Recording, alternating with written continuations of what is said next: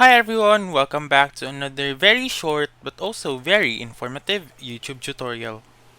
So in this video, I'm going to teach you how to enable dictation on Mac.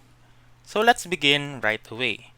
The very first step is to open the System Preferences app and then go to Keyboard. Once you're in the keyboard section, click on Dictation and turn on Dictation. Click on Enable Dictation and then that's it. That's how you can enable dictation on your MacBook.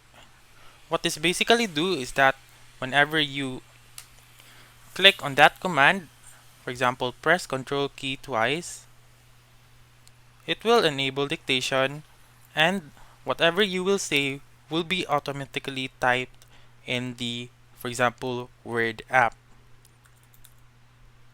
Hi, welcome to this new YouTube tutorial.